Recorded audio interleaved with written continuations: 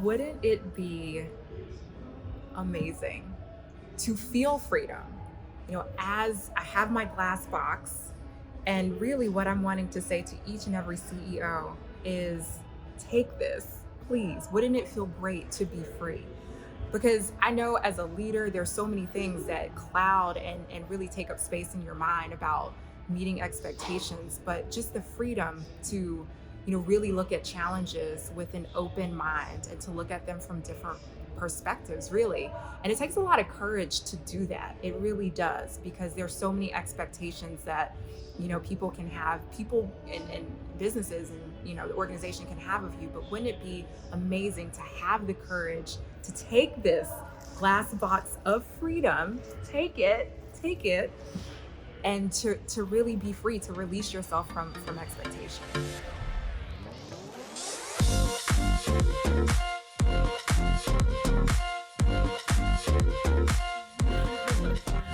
I am Candace Doby.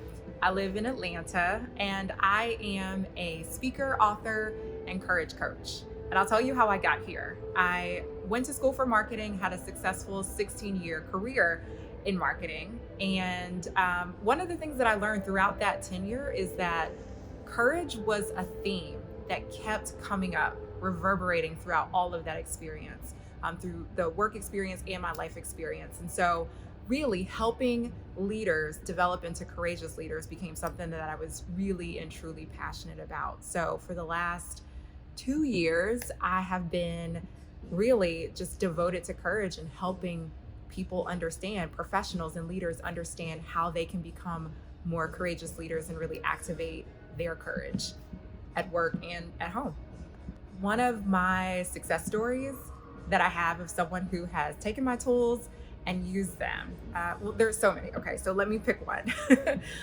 And one of those stories is a person who, a leader at the company that I was working for, who just could not figure out how to show up authentically at work.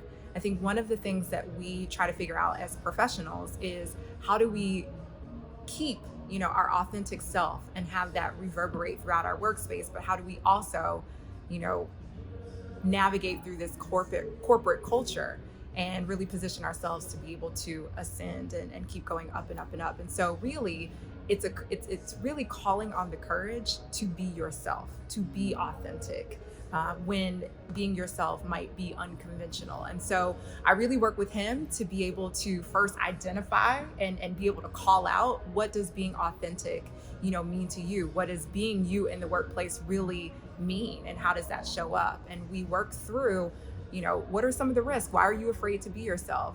Working through the risk, working through his resources to be able to get to a place where he could show himself at work fully. One of the success stories, there have been many aha moments working with people, but one of them is working with a CEO, working with a leader to really help them understand or look at risk from multiple ways. I think one of the things that we can do when we think about risk is we can immediately go to what are all of the negative outcomes, potential negative outcomes that can happen. We could be humiliated, we could fail, we could be embarrassed, we could be rejected, isolated, all of those things. And so what's really important is to look at the other side of risk, which is what is the risk of not taking the action? The first joyful moment that came to mind that I thought of was when in 2008, I traveled to Bali, Indonesia. It was my first time out of the country. It was the first time I had traveled abroad.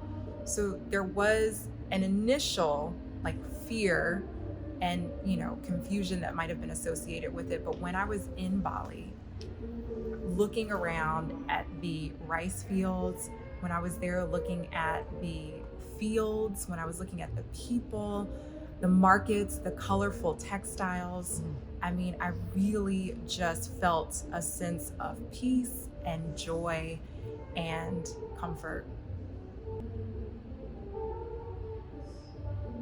I just felt joy the other day. Okay. The second time that I can remember that comes to mind where I felt joy literally happened the other day. I was taking a walk in Piedmont Park, and In Piedmont Park in Atlanta, it is absolutely beautiful. Lots of greenery, green space, and you can see the big skyscrapers in the back. That's the skyline of Atlanta. And I was by some trees that were turning colors. Their leaves were turning colors. And there was a sea of yellow leaves on the ground, covering the ground. And it was just so beautiful. And it made me feel so warm and peaceful and happy. The word that connects both of these experiences for me is freedom. Freedom to be in Bali, to see and experience other people and landscapes, and the freedom just to be myself and experience myself in a new place. And then also when I was in Piedmont Park, I just felt really free to be with nature and to take it all in and to not worry about everything else that was going on. What does the container look like if you can put freedom into it? Ooh.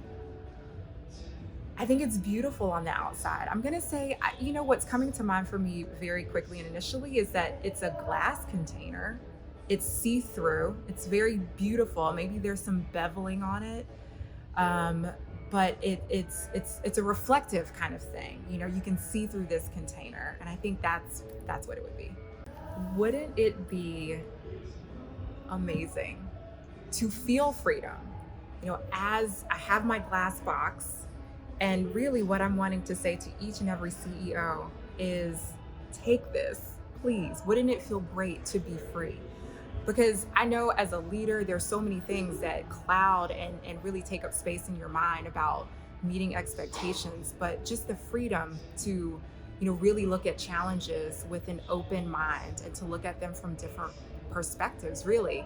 And it takes a lot of courage to do that. It really does, because there's so many expectations that people can have, people and businesses and the organization can have of you. But wouldn't it be amazing to have the courage to take this glass box of freedom, take it, and to really be free, to release yourself from expectation?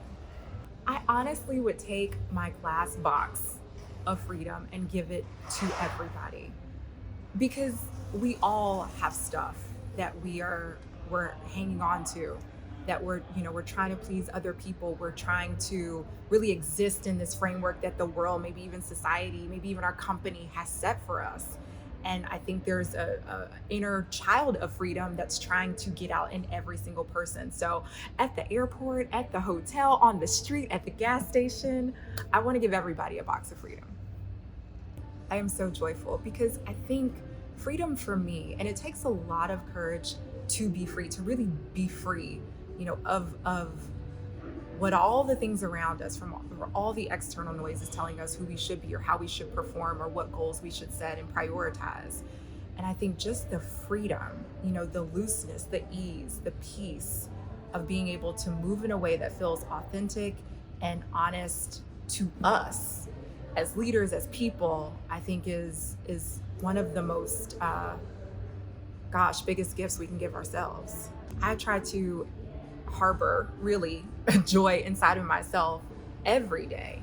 But I really think that, courage, acting courageously connects with joy, because when you are acting courageously, you're taking a risk for a worthy purpose. And when you can figure out what that worthy purpose is and really hone in and really internalize that worthy purpose, which a lot of times is connected to your goals, it brings up and kind of brings to the surface this sense of joy when you can really connect to that.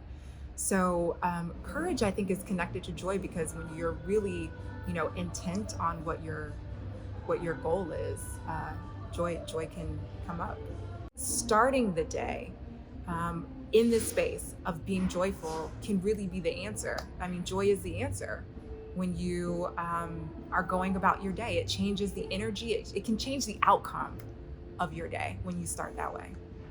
My chair of joy is in my living room, and it is a chair and a half, so it's a big chair.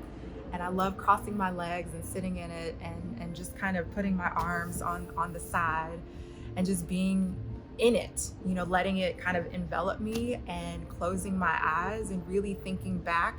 If it's the end of the day, thinking back on the moments that were very joyful. If it's the beginning of the day, it's thinking back maybe previously, the day before, what joy I had and how I can bring more joy to the day that's in front of me. I don't know that there is a huge invitation that needs to be extended.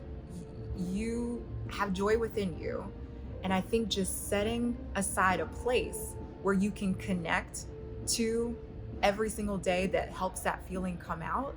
I think everybody wants joy. I think everybody wants more joy. And I think just having a place where that's dedicated, that kind of conjures that emotion and that feeling out of you, is helpful. And so I just invite everybody to think about, as you go through, if you watch this video, you watch other videos, to think about how can you have and conjure up more joy in your day. And if you need a space, we all need a space to be able to do that. Find your chair in your house and go there and remember what makes you joyful. The scary thing that can come up from sitting down in this chair is you have to come up with something. I think the people put pressure on themselves to want to be right, to have to be right, to sound right. They want to sound good. This is going on a website. And so there's this pressure to be right and to look good and to sound good. None of us want to be humiliated. And so it takes a lot of courage to be able to know that what you can express is valuable, and you can sit down and share your views and your thoughts and your perspective, and it's valuable. It takes a lot of courage to do that. It can be easy to talk yourself out of something like this. I think it can be easy for, your brain to say, I don't really know if you have anything to say. I don't really know if what you're going to say is going to be meaningful to the people watching. And I think we can loop that and play that over and over, and you miss whole opportunities and experiences and opportunities to have a conversation and have your joy come up and bubble up. It was great. I laughed a lot. I had a good time thinking about my joy, because I honestly think that that's what part of this is having a chair that's dedicated for you to think about joy is important, because I think we can go throughout our day, honestly, and it'd be the first, it's something we don't think about. We think about all of our problems and emails and calls and all the things we have to tend to in that moment, but we don't think about what is bringing me joy.